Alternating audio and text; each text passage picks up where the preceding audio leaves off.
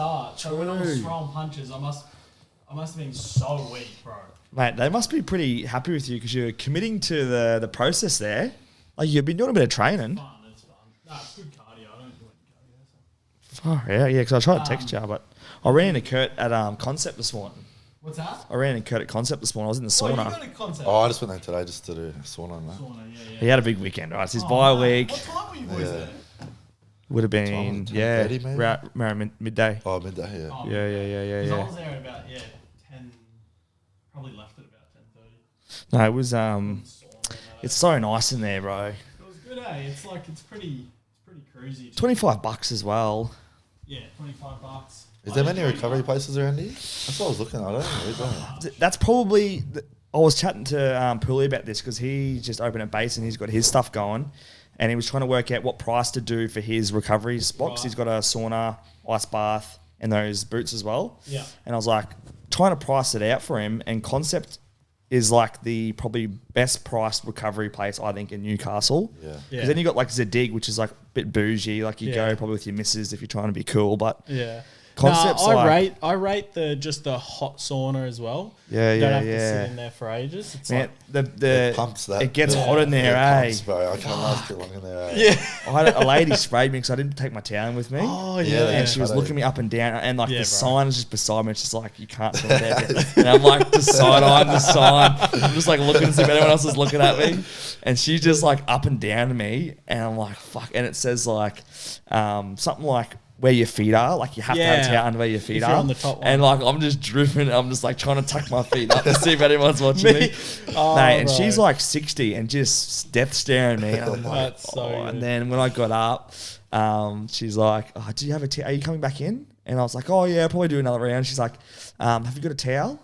And I was Yeah. like, oh, It's so rough too because like She was when actually sweet, You take like a brand new towel and then you just get in there and then you got to just ruin cook it, So you need eh? a It's the couple. worst, yeah. I know. I need to take two. That's why I didn't take Yeah. two today. I tried to have a shower when I got home and use that same towel, and it was fuck. It just smelled so bad. Smara just did all the washing, and I was like, "Oh no, this is another towel straight into the wash." So, So good.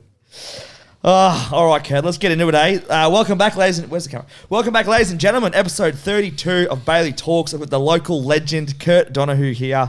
Kurt, mate, thanks for taking the time, mate, for being here in Bailey Talks. Welcome. Nah, it's all good. Happy to be here, just around the corner. So Yeah, you said mum and dad are close by, hey? Yeah, just up the road, Tingara Heights. So, How yeah. good's that? And Blakey, welcome back, mate. Episode Thanks, 32. mate. We're back. If you're watching today, you might notice something new about Blakey Boy, my co-host.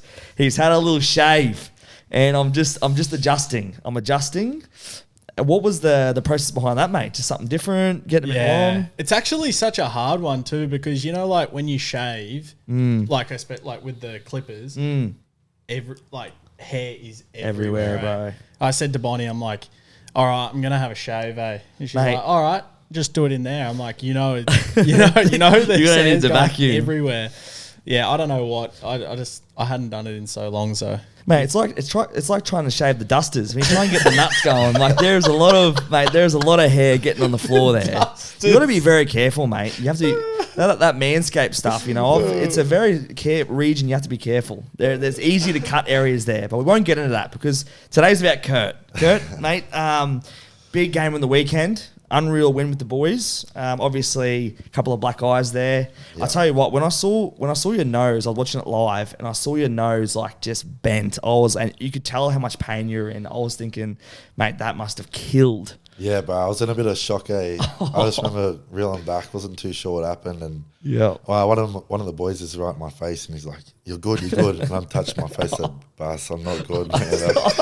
There's a hole in my face, I'm bro. not good. And then he looked at me, and like I could see the fear in his eyes. And then I'm like, Oh, how bad. And then, yeah. That's the last thing you want in your mate is like when you want them to say it's all good and you're looking at them, they're like, nah, it's not good. And you're just like, oh, Yeah. no. I think Bostock came running over too, and he'd done the same thing, but double looked at Oh, me and no. was Uh-oh. in shock, and I'm just like, oh, this is not good at all. Shit. What about getting it back in? Yeah, bro. So I went in when we went back into the sheds. My doctor, he's making me do the HIA test because we're on a time limit, and I'm just sitting there just thinking, mate, when's he gonna put this back in? Because I don't want to do the test, get my nose back in. I know, and I'm like, I said, bro, you're gonna have to just put it back in because I'm running out of adrenaline. if you go to do you it, wait it's too gonna be long, way too painful. Yeah. Yeah. And so I ended up just pumping it while I was on the phone doing the test. Yeah. And that's why everyone thought I was videoing it, but I was actually doing the HIA test. What can you give me some insight? Because I've never actually asked anyone about a HIA test.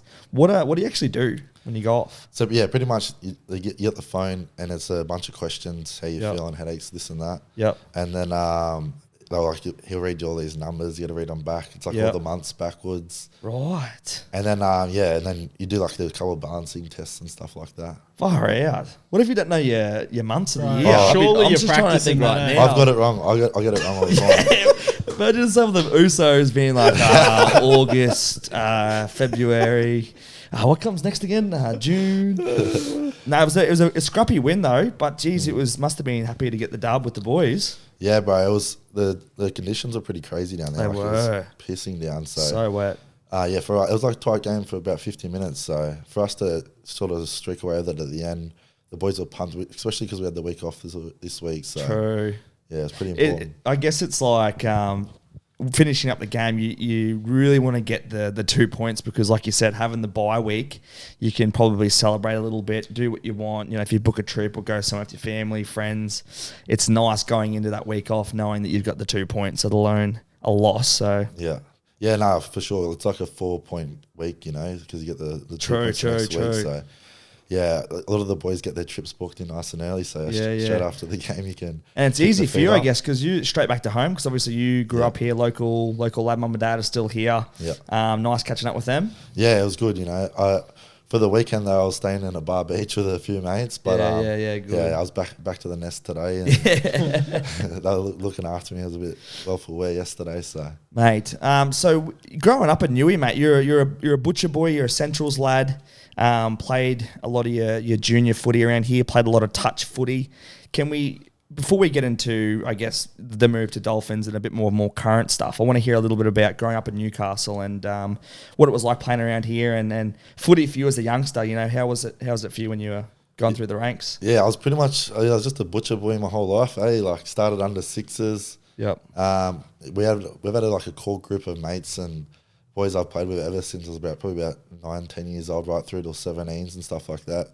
At Central, a few were still there, so yeah, we were all just pretty much best mates. None of us were playing nights or anything like that. We were all just, you know, all our dads and stuff were good mates as well. So it's like a mad little community family feel. It is, mate. It is, and even like just getting on the bandwagon last year with how well they did. A few of the boys at the gym. Going to a couple of games at the Oval there in Charlestown, and it's a great, it seems like a great club, not involved, but a lot of the boys talk really highly of it, and Spider and a few of the lads obviously love it, and it's a great club. We've been through a lot too, Central, so you know, everyone knows we haven't won a grand final in how long, so true. But yeah, it's a good family club there, and a lot of the older boys have done a pretty good job there. So. Yeah. So when you first started playing footy, we sort of like middle grade, what grade were you when you started getting into it? Pretty early. Yeah, our team we always had a pretty solid team. Like we're always in the first grade and stuff like that. Yep. But I probably didn't start playing too good of footy until I was probably about 17, 18. Yeah, okay. And I started playing like first grade pretty young, so. Yeah. And that's sort of how I got picked up by the Knights, just playing local footy. Yeah, so what's that process like for someone out there who, I guess, wants to know a little bit more about recruitment and things like that? Is it generally people will approach you, or how does that normally work? Yeah, so I was just... obviously I had a pretty good season, and then Alex McKinnon at the time, he was the Knights recruitment. Good. So yeah. I think a few people around Newcastle were just getting in his ear, like putting in some good words and stuff like that. True. I think he just had no option. They had to put me in because I think a lot of people were starting to like word of mouth. Yeah. So no, he's an unreal fella, Alex McKinnon. He done a lot for me. So we had him in the pod a couple of months back. We went and sat down with him at his house. And that was such a good chat, eh? He's a good fella. He's unreal, mate. How good? Just wise, knowledgeable. Yeah. He just talks so calmly. And now off the back of his studies as well, you can really tell. It was really obvious to me that he would be a really good mentor for someone now, particularly with what he's been through.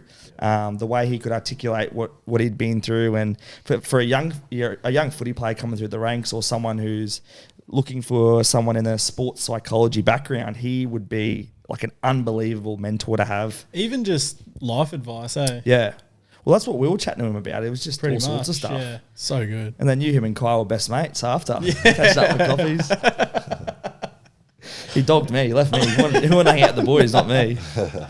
What was it like, Kurt, with the joining up with the Knights? Obviously, Jersey Flag, the lower divisions. What was the Knights like to be a part of as a whole, and meeting new boys, and what was the system like there? Yeah, like for me, it was a dream come true. Like all of them years before, I'd just been wanting to play for Knights, and always got turned back. So when I finally got the jersey for the under-20s, like, it might not seem much now, but like, when you're a kid, like, if you're the man. If you're walking around, if you're walking around the bars or something with Knights shorts, you're the man. So that's sick. So when I got that, I was thought I was killing it. You know, had a pretty good first game, but then we actually got called off after round 1 for COVID. Oh, so that was the first year. We had a stack team too. It was like Dylan Lucas, Simi Sasangi and that. And then got called off because of COVID. And then the year after, I come back, I was training with Cup. Yep. And I wasn't getting picked in Cup for like a while, just playing for Central. And then I finally got picked, played my first game of Cup, and then COVID called it off again. Oh, for the second time. mate. Yeah. You were cursed by COVID. So that's why I just kept playing for Central during them times. And then the year after was when we had that good run back in 20s, Jersey Flag. So they went back to 21s. Yeah, right. And you're a bit of a touch footy lad as well. Yeah, Did you play Aussie for touch? Yeah. What year was that? It was actually, we played here in Newcastle one time. True. What year would it have been? Maybe I was only, how old was I? 18, I think. It was like 2018 or? I think it might have been 2019, 2020. Just before COVID? Yeah, KP was there because KP done like our jersey prezzo. Is that right? Yeah. I can't even tell you the year, eh? Mate, because I was reading up on you, and obviously I think it shows in some of your footy now, but having that touch footy background, a lot of the elite players in the league at the moment with that, like KP, Sean Johnson's, all those players, Benji's, what influence did having a bit of a touch footy background have on your footy? Because a bit more free playing, you can see the skills come out in your game. Do you find that really helped you out when it come to trying to advance and get better as a footy player? Or yeah, I reckon it's like your vision and the way you can count numbers quickly, like little 3-on-4s and stuff like that. And obviously like your hand-eye coordination, because you're always catching pass and just all the 1%er stuff. You just become really familiar with, and transitions into footy pretty good. So True. And so you basically picked up with the Dolphins, was it 21 or a couple of years ago now? Yeah. 21. What's 22. What's that transition been like, moving from somewhere, being a local lad your whole life, moving up to good old Queensland and starting, I guess, a new journey at somewhere like the Dolphins? How's that been? Nah, it's been good. You know, I was pretty keen to, even if it wasn't the Dolphins, I was keen to move up to Queensland at some point. Yeah, try the Q Cup out. Yep. And I was pretty lucky that they gave me an opportunity at the Dolphins there for that. But I was pretty excited to move out of Newcastle at that point in my life. Felt like I was kind of just stuck here on the same sort of thing. So, I wanted to take a risk and go up there and try something else out. How did that opportunity come about? Like, what was did you have to put your name out there? Did someone contact you? How does it work? After Jersey Flag, we had a pretty good year. That was the year we made the grand final. Yep. So I think, after that, I ended up changing back to my other manager, agent. Yep. And he had a good relationship with Peter O'Sullivan, who was at Dolphins. So, yep. I think Sully just rang him and asked for me to go up there for like a little training trial, 16 weeks it was. So, yeah. It's crazy, eh? And obviously, with your recent footy you've been playing, in my opinion, definitely like the best footy you've played. You look at unbelievable, like fit-wise, skills, like you're just playing some really good footy. Off the back of your preseason this year, I thought you looked really good in your preseason. Is that how you've been feeling yourself? Or yeah, it definitely would be. This year I feel like so much more confident than the last 2 years I've had down there. So, preseason for me was pretty important this year. I done 75 hard during preseason. Did you? So, yeah, that's got to help. Went off the piss for a bit. So yeah, I think that but the part after Christmas was when I started dialing in pretty much. And it was leaps and bounds for me. It was like my best fitness scores and stuff like that. That's unreal, mate. 75 hard. Yeah. A few of the boys do it with you? Or? Well, it was me and Bostock who done it, and unfortunately, I did fail. Did you? I had one You're a fraud. You're a fraud. I had one slip up. That's okay. Tell us about a slip up. Yeah, so we're going pretty good. So it started coming into the season, And it was actually in Newcastle with us Knights round 3, I think it was. Yeah. And I come back home and it was a freaking unreal Saturday. Like the nicest day in Newcastle.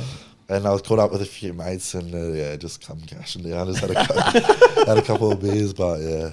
No, I don't know. It was one little slip up. It was the 69th day too. Yeah. Oh, no. So close, So but good. yeah. So close, but so far. But, you know, I think 75 hard is one of those challenges that, like, a lot of people do fail, but it's probably just learning the aspect of discipline and just the principles of being able to moderate things that I think some people probably can't do. 100%. Yeah. Have you done 75 hard? No, I haven't. But We're due, mate. We're due. We're due. I know Scotty, one of my mates, Scotty Harrison, he did it at the start of this year, and he's like a bit of a marathon freak, but it was cool to chat with him about it because now he's not even that keen to drink anymore at all. Yeah. I was like, so you sort of get to it and you're like, oh, end of it, we're going to have a mad piss up. And he's like, oh, bro, nah, I don't know if I'm that keen to do that. I was like, oh, you're done with it? And he's like, oh, I could be done with it. But keep in mind, last weekend we had a bit of a sesh together, so he's definitely not done with the piss. But preseason for you, Kurt, what's up at the Dolphins? Run me through like a typical preseason, because I know I've heard from a few of the boys around here. Was there things that were similar? Any differences? What is typical preseason like for you with the Dolphins? So yeah, pretty much Wolfie, our new coach, he's come in and he wants everything done pretty direct, and he looks pretty scary. Yeah, he's put his stern word in. So yeah. This year everyone was trying to turn up pretty fit and stuff like that. But yeah. We usually roll in 6 o'clock, prep for an hour. If you got a meeting, get your meetings done, and then probably usually 2 hours on the field. An hour con, hour of skills. Yep. And then into the gym. I reckon the gym up there is so hard. The gym do is like our coaches get stuff. Crazy. So yeah, Wow. I reckon that's what makes us so sore half the time. Too much gym. The gym sessions we do, like, they hurt Crazy. us so much. Yeah, and then obviously after gym you'd have the wrestle session as well. But we only do like 1 or 2 sessions a week in preseason on the mats. So not as much as I think other teams are doing it. Might be once a day, Yeah. What's your favourite part of training like that? Like, is wrestle like easy for you reckon? I actually don't mind wrestle. I was in the backs all year too, so I've been playing in the forwards, but when it comes to wrestle, I go jump in the backs. Yeah. But I don't mind wrestle. Probably just when you're doing ball work, it'd have to be the best part of it. Yeah. Surely. There's not much. It's probably the only fun bit. Yeah, true. Yeah, I'm just trying to think back when I did preseason back in under 12s, and it was Tuesdays and Thursdays training. We just do a bit of fitness, bit of this, and then 13 on 13, baby. I'd just show me magic. That's the time to shine, mate. So preseason Dolphins, and who naturally, like, in terms of like making friends, and you got a few mates there that you're close with now. When you first moved across, was it hard for you to link up with a few of the boys? They all pretty like-minded to the New South Welshmen, or? Yeah, to be honest, when I went out there, I didn't know a single person, True. And I moved into a share house with a few country boys from Rockhampton and Mackay. Yep. So I was pretty close with them, and then as the time went on, I ended up becoming real close to one of the boys, Jack Bostock. Cookman Bostock. Mason T, he's down here now. Yeah.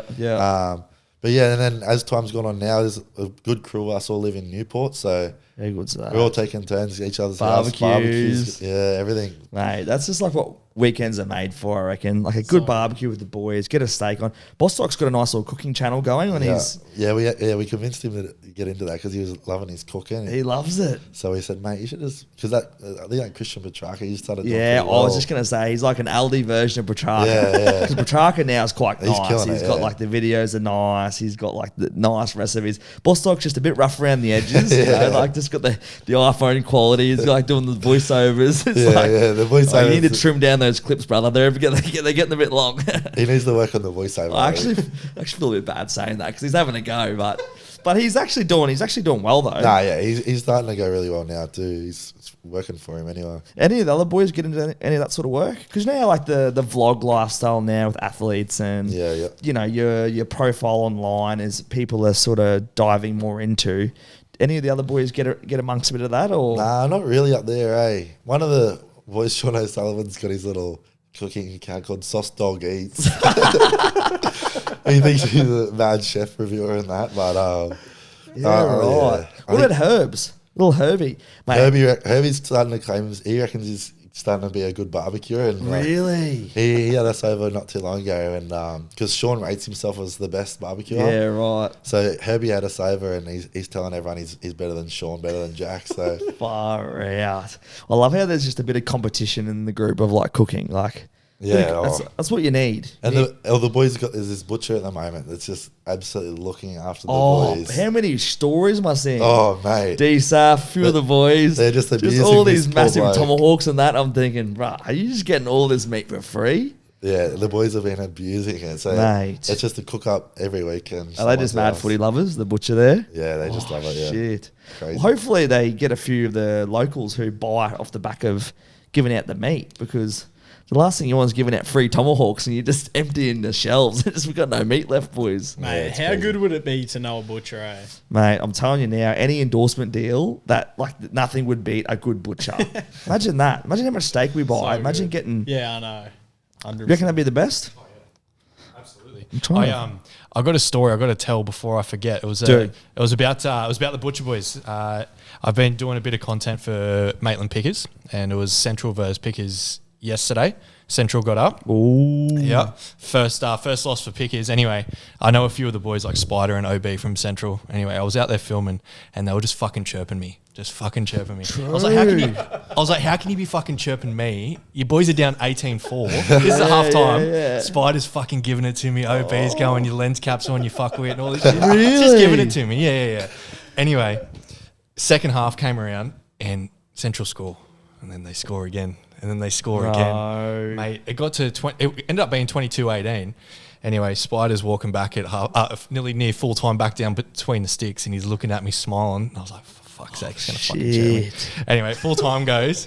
I fucking get out of there. I'm like, nah, fuck this. Bail. Pack my gear up. I'm running out. And I thought I got out.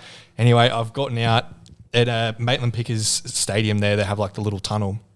And I'm shooting up the stairs, and I see this little fucking twerpy voice of Spider. He goes, "Hey!" And I turn around. He's got the esky and one beer in the other hand. He goes, "Go fucking edit that, you little cunt." He got you. Thought you escaped. Fair enough, boys. I'll see you later. Yes. I'm just trying to think, because they would see that you'd post all the content for the Pickers, so they're probably like, you're one of them, basically. Yeah, and then I was at Pinpoint filming, and they're just giving it to me all week. It's good that the local club comp is strong, like as in the rivalries and the quality of footy there, mate, is unreal. Yeah, where did they play yesterday? Maitland. Maitland, right. Just give it to me, chirping the So whole what are you game. going to have to dress up in a costume when you go next time, or what? When I'm filming at the gym this week, Put a beanie on. Straight in there like that. Yeah, fucking hell. Actually, I was going to ask you as well, Kurt, the nickname Donga. Yeah. Is there a story to that, or is that just... Nah, not Donoghoe? really. Just... Yeah, when I was a painter here in Newcastle, my old boss. You're painting here? Yeah, that's my apprenticeship. How good's that, were ya? So Jaden Tung, my boss, he was Tungy. He really chewing the fat all day. And, he just started calling me Donga. And he'd say to me, "Oh, what's Big Donga up to?" Like my old boy. Yeah. And then he stuck with Donga, and then my Central boys, all the boys love latched onto it, and then just as it went on. What position did you play growing up? Oh yeah, I played in the halves. Pretty much my whole juniors, and then when I come into first grade at Central, he put me in at centre. Yep. I was only pretty young there, so played centre for a few years there, and then back into 5'8" for 9s, 20s. Yep. And where does it land you now? Because I feel like you played a bit everywhere at the Dolphins. Where would you like to be playing? You think you're going to be a 9 or? Yeah, I'm still not too sure, to be honest. Like, I do. My dream is to be a 5'8", but I think that's slowly deteriorating. I mean, you keep getting pushed into the middle. 9's too much tackling, bro. Bro, tell me about it. That's why I look like this. Is broken. I don't know. Wherever I'm fitted at the moment, I'm pretty happy. I don't mind lock either as well. So shit. Hook or lock. I know I'm going to be stuck in the middle soon. So. Shit. It's crazy because, once upon a time, if you were in the middle, you had to be pretty big, tall, weight-wise. But I think now the game's changed quite a lot. You can get away with being a bit smaller. Obviously, that's perfectly suited for you. Yeah. How do you find, what's it like being in the middle coming up against some of the big dogs? Do you just tuck your head in and just have a crack? Or? Yeah, well, I don't know if you've seen, but me and Fisher Harris had a couple of run-ins last week. Yeah, I saw that. Yeah, that was probably the. What do you do there? I guess you're just in the heat of the moment. Yeah. I don't know. Just had to cop it. But to be honest, I've been loving it. I've got a pretty good pack behind me. So Big Fuss and Felice and Frank Molo, like they're pretty two intimidating blokes. So for sure. I'm pretty well protected there in the big middle, time. So. Mate, Fuss, he just axes people. Tackle wise, technique wise, he's a freak. Yeah, he can fold people. Bro.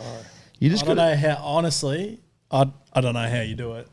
Yeah, you just gotta have a go. Exactly right. Shit. Who are some of the well, obviously the captains and that, but leadership in terms of the club and that? Who are some of the boys that you sort of look up to and who are really good to have around in the club, and who leads you really well? Who leads from the front? I reckon Jesse's not with us anymore, Jesse Bromwich, but I reckon he put our club in a pretty good spot from last year and the year before. Just, he was a proper leader. Like he was our captain, and he didn't have to say too much. He wouldn't spray too many blokes like that. No. He just had everyone's respect. Yeah. And then with that, like his brother Kenny and then Felice, like they're three of the big dogs, and they're not spraying anyone. True. Like they're just doing their job. Lead with their actions. Yeah, lead with their actions. And then you got someone like Gilbert. He's just like an absolute madman. Like he's chasing people, just yelling. Yeah. So like you get the best of both worlds. You get someone like the boys. They're just the big dogs. They're really with their actions. Then you got Gilbert, who's like loves chirping. Queensland maniac. Yeah. He'll tell you what's right and wrong. So. Is he good for a spray? Yeah, Gilbert. Yeah, he's good for a spray. He'll tell you what's right and wrong. Shit. I've always wondered, like, always asked Kalen, like, on the field, I just find it so interesting just hearing, like, stories about him getting sprayed or him spraying the boys and that. Just, like, the antics behind just giving sprays. I reckon just it's a very heated environment, and just hearing stories about the boys just copping sprays, makes me fucking laugh, eh? Well, former night Daniel Safidi, he can give it. He's good for a spray. Bloody hell. I was on the back end of one round 2, and I just looked at shit. What about outside of footy, Donga? What's like, obviously now you're in season, the weeks are probably not as intense as your pre-season and things like that. Are you someone who... Are you pretty chill, like a bit of Netflix? Do you play any sport outside of footy? What sorts of things do you like to get up to normally? Yeah, bro, to be honest, up there, we live a pretty chill lifestyle, eh? Like, there's a good crew of us there. We spend most of our time just going to cafes, playing cards. Yeah. If we got the day off, we like to shoot down to Gold Coast or up to the Sunny Sunshine Coast. Go to the beach and stuff like that. But we've dabbled in golf here and there, but we're not the best. Not too much. So it's more just, at the moment, it's just enjoying each other's company out there, playing cards. Yeah. Sitting around barbecue someone's pool. Yeah. Actually, probably, the barbecue has been getting a massive run up there. It's like every weekend it's my kitchen rules at someone's house.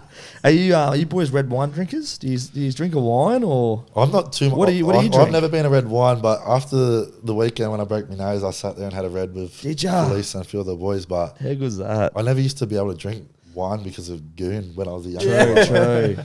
I think that's all you could afford, eh? Yeah. My earliest memories of goon was at uni. We would and the little fat lamb bottles. Remember the little fat lamb? I remember I was RA at one of our events, so I was managing like 2 different big share houses, and I had to put on like it's called like night one. So you like get everyone in, and I was like, I can't afford to buy nice drinks, so I'm just going to buy like 4 goon bags and like 20 of the little fat lamb bottles. And I'll never forget this one kid. His name was Sam, and he was like the nicest young kid. Hadn't had a drink of alcohol since he got to uni. Yeah.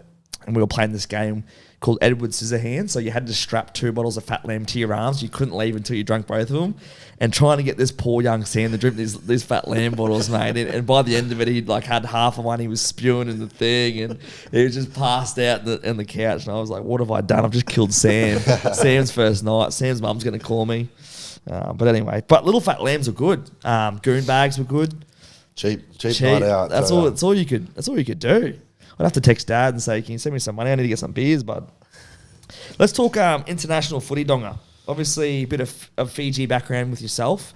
Playing for Fiji, mate. Can you run me through that whole experience and what that meant to you, and how that was? Yeah, it's pretty mad, like you get to represent your family, and the camps we have is like so spiritual and cultural. Like you learn so much going into those camps, and it was one thing that I like fell away from when I was probably coming through my teens. Now, when I was young, I was pretty spiritual and stuff. But then I grew away from that sort of in high school, and it was more through my grandmother why I was like that. And so going back into that camp, it was good for me to like rekindle that and learn more about that side of who I am. And they teach you so many things in that camp, and it's not only is it like you learn so much, but you make some like unreal friends, and you have some of the best times.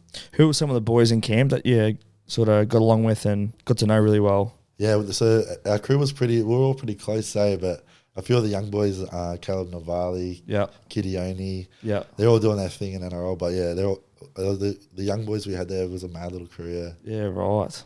So when you say you sort of not fell out of love with your culture, but just growing up in Australia and someone like Newcastle, a lot of your friends weren't Fijian as well, you're right, you probably don't follow it up as much. So did you find for you getting back in camp, it was a good opportunity for you to get back in touch with your culture and learn a bit more about yourself and things like that? Yeah, for sure. Like I never really got to like learn about that side of my family too much. So going into that camp and seeing all that was pretty cool. Like I'd only been to Fiji once before for a family reunion when I was about 12. So so I was pretty mad to be able to.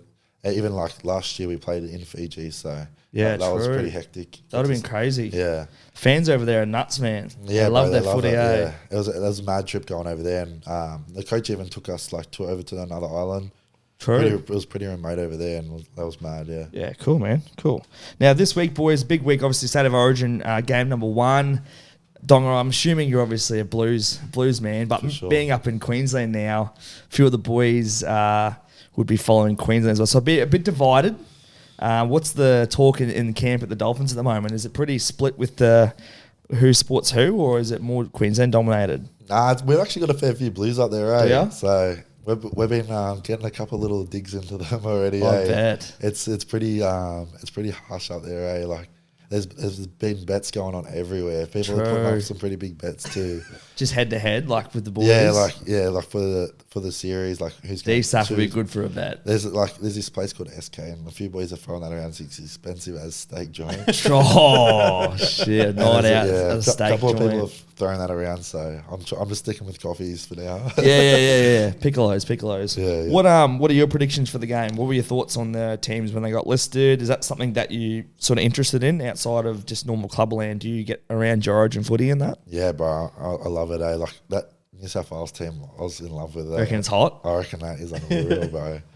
But I reckon my tip is New South Wales 13+. Really? Wow. Up at I Suncorp. like that. Yeah, I reckon I got this feeling, but Latrell Mitchell in that jersey. It's like The centers, I read a stat today that every team or game that Troll's been involved in, he's never lost a series. Yeah. Well, Troll's Such been a there. big influence on that team too. That's a hectic stat. Blakey, what do you think of the teams? Stacked. It's stacked, eh? Blues? Yeah, stacked. No, I think. Well, this is obviously at Suncorp. I reckon probably the hardest out of them, just by looking at it, kind of thing. But it'll be really interesting. I can't wait to see Moses and Cleary play together. I think they'll go real well because people are talking about Moses playing on the left and stuff, but didn't he play? He grew up playing that at Tigers. 6, I think. Yeah. It'll be so cool. They're such good kickers. So. Jay, what do you think? Halves pairings. Who's got the better halves? Because I reckon Queensland do. Halves pairing? Yeah, I do. I do. I would say Queensland have the better halves pairing experience-wise. Yep. Because I don't think Moses or Cleary've played together. No, they have not. But mate, Cleary's Cleary. Like, he could just turn it on with a flick of the switch. But the thing that I think is a really big bonus for Blues is that left edge. Crichton into Trell into Lomax. That's horny stuff. And then Edwards just lurking around the back. What about the debutant for Queensland, Robert Toyer? He's going to have a big night. I reckon he's going to stand up tall. Oh, mate. I reckon Billy is... How many games of NRL has he played? 10. Not trying to bring him down. Many, I think many. that's right. 10. So he's played 10 games. Can you think about this poor kid for the next 2-3 nights of what he's going to be dreaming of is that Trell mid Origin just running straight at him all night. I reckon he's in good form. I reckon Billy's going to have him ready. Suncorp, everyone's going to be up and about. I think it's going to be a good matchup. I think he's going to exceed some people's expectations. Yeah, true. Yeah, I reckon so as well. He's played really good for these 10 games, but Trell Mitt and Origin. What are you thinking 13 plus number? Or? Yeah, 26 plus, I reckon. Really? 100%. Have you got bets going already? I will be 100%. Yeah. Yeah. Like I think I said last week or the week before, I think we'll be in the 40s point wise. Shit. What about Suncorp? Does that what do you think? Does that play a factor in all this? Yeah. And how much is that gonna get in the Blues' head? It's going to be 26 plus. What do you want me to say? Shit. I love the way they've been kind of, well, from what I've seen, they've been pretty like humble about it when they're getting asked about Queensland. Like, no, respect, yeah. Just like it's like they don't need any more. Is Suncorp pretty crazy playing? Like the fans there, it's a good stadium to play at, eh? It's high up, bro. You look up and how many people is here? Is that one of the best stadiums you play at, or even you were saying that's one of your favourites? I reckon. I think atmosphere-wise, although I went to Brookvale a few weeks back on a Sunday arvo and watched Manly play, and that was pretty hectic, just in terms of the fans getting involved and the atmosphere, and you could feel pressure. If you were the opposing team, that was when they pumped Raiders weeks back, but going to an Origin game at Suncorp is like, mate, being a kid at a candy store. If you're a Queensland fan, that's doesn't get any better than that. So I'm actually really keen, really excited for this week. I'm looking forward to watching the game. I think it's going to be close. I actually had a dream last night the Blues won by a field goal, which is weird because I'm a Queenslander, but take that. I think it's going to be a really good game. I was out in the beers on Saturday and I've got so many bets going with that many people right now, like shake hand bets, like 50, 50, 50. I'm like 800 in the hole right now. So I don't need to even back them. Like I just need them to win. No multis this week. I've got my multis, my handshakes on my multis. So are you going up, aren't you? Yeah, we're going up tomorrow. So sick. It's gonna be interesting. Yeah, I'm hoping KP has a good game and hopefully the boys get it done. If Blues it's gonna be a good game, boys. Trell Mitt, Stephen Crichton, I heard did a quad today. Could be a bit sore. So mind games will be sweet. Big Payne Haas is a bit tender as well. So a few of the boys are a bit tender. Yeah, that'll be right. Thing called cortisone. Yeah, true. Jab them up. Just get a few needles straight in the one spot. How many needles would you get usually? Like this year, say. I haven't had a needle this year. Oh, nice. I've only ever had. I've had a few needles. But I haven't had too many, to be honest. I haven't had one this year. Like, you might need one for your nose when it was out. I know, that would have been crazy. I'm surprised I didn't. But just get it back in. Get it in and get back on there. We'll talk, Dong, before we wrap it up, just want to ask you about goals for this year and moving forward. Clearly, like this year for you, things are going really well. You're playing unreal footy. Is that something that you look sort of, how far ahead do you look? Is that something you're planning? Like, are you setting goals at the start of your year? Like, what would be your sort of goals for this year and beyond? Yeah, for this year, pretty much my goal was just to push past like over 15 games. Yep. Because the last 2 years I've just been in and out. Yep. I think I had 8 in my first year or 7 or 8 in both years. So this year I just wanted to play consistent footy pretty much. And I'm pretty happy with that this year. So good. Haven't really looked too far ahead at the moment. Just trying to look week to week and make sure I'm in that team every week and I'm playing good footy. But Oh, that's good. And what about like Dolphins? The boys are doing pretty well. I think we is all quite hopeful going into the season. Like where was everyone's head at? Was everyone pretty excited? I think we're pretty confident, But just the first 4 rounds were pretty shocking for us. Like we were in every game, just getting nicked towards the end. So for us, we were kind of looking at each other. We weren't too sure what to do. And we're just lucky that the coach like stuck by everyone, kept everyone, didn't drop anyone or anything like that. So we went through a bit of a rough patch and then won a couple of big games, against Penrith and Storm. So I think about us, it's just we just got to keep fighting, stay on the train because we go up one week and we need to drop back down, and we just need to be consistent because at the moment we're a bit too inconsistent. Yeah. And in terms of preparation for you, mate, just going into games into your week, mentally, physically, like, can you run me through, are you someone who gets in the breath work and looks into the mindset of things? Like, are you doing much preparation in that sense, or are you pretty much just what you see is what you get? Let's go, baby. So pretty much the 2 years before this, I was just we got a mindset coach, we call it Mozzie. So I'm a Mozzie. Yeah. So I'm pretty much just floating around, like, I've got to be happy or talking, like, just don't write anything down, don't listen to music, just have fun pretty much. Yeah, but then this year, like, This year I've kind of we've dived into a breath work. We got a crew of us after captain's run. We lay down and that's good. Sean O'Sullivan, he's got this soothing voice, so he's like he's giving us all these meditations and like what's it called, like manifesting. Yeah. I like so that, bro. So we're like laying down on the grass after training, like, and we've been doing this for a while now. Really? Like this year, yeah. And like I've been finding it's working, so like that's like a new thing after training. Like he's the guy. He's the guy. Can't hurt, eh? Nah, yeah. So like this year I've kind of I've tried to switch on more to my preparation before games, not just being too willy nilly. Yep. Like I know I need to be a little bit willy nilly, but I also want to be on top of my stuff. Yeah, it's interesting. Hey, and what's he talking about with the with not the meditation, but is he manifesting outcomes with the game? Is he trying to help you? What you need to think about to perform well? What sort of things is he sort of talking about? Yeah, it's pretty much like picture yourself running out there. Picture your first tackle. True. Like he'll be like breathing. Think of this. Can we do one? I don't think I've got the quiet soothing voice as him. It's like with the podcast. Just picture your first word. He'll be like your first question. He has this one. He goes, breathe in, swagger. Swagger. Breathe out. What's it? Breathe out negative energy or something. Do you laugh or you? Nah, like the boys we've been switched on, but like sometimes you get a little giggle going on. Because look, bro, at the start it's the worst. You feel like everyone's judging you. Like you don't want to close your eyes. Like you feel like so nervous. Yeah, these ones. It's like me in the sauna today, just doing a bit of side eye to the lady. Yeah, looking at me. All right, we'll finish up. Final predictions for the game. Go man of the match. And I want an exact score line.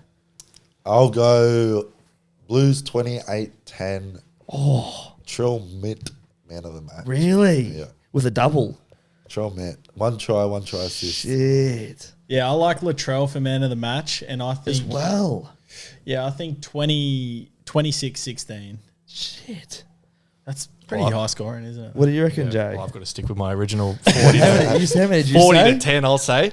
I reckon Cleary man of the match. I reckon he's just going to have a blinder. Wow. It's really hard living in New South Wales when you're a Queenslander. Sorry. What have you got? I got Queensland in a tight one by 2. I got a 2018 and then I got a Munster man of the match. Yeah. That's my prediction. A dogfight, eh? I reckon. It could be. I reckon. Is it meant to be raining out there or sunny? Nah, I think it's all right. I think it's clear. But I was looking at game 1 last year. I remember that was like it was 0 at half time. That was the most hectic game of footy. Yeah. Was it? Ever watched. Was that third game last year? That was the decider where New South Wales won, wasn't it? Yeah, that was probably one of the best games of footy. That was crazy. I've seen, eh? That series was crazy. Insane. So I think it's going to be a good one this year. Insane. Anyway, thanks Donga for dropping in today, mate. Nah, it's all good, brother. Appreciate you spitting some yarns with us. Hearing a bit about your move to the Dolphins, growing up in Newcastle as a butcher boy. I know there's a lot of the boys that'd be keen to hear a bit about that, and yeah, it's good that you come back and connect with the boys here and get away, see the fam and things like that. So thanks for dropping in as always. Appreciate it. Unreal. Thank you very much. And obviously wish you all the best rest of the season. 15 games minimum for you, mate, because I think you're absolutely killing it. So I think you're doing really well, and you look great out there, mate, in a very nice, normal, straight way. So, but hopefully you guys have enjoyed episode 32 of Bailey Talks. This has been Kurt Donoghue. Donga, Blakey, thanks for checking in, mate. Cheers, boys. Got a bit. His weighs a bit less because he shaved his beard. So next week he might have his beard back. We don't know yet. Hopefully you guys have enjoyed. This will be out on Wednesday, 5 p.m. See you next week. Cheers.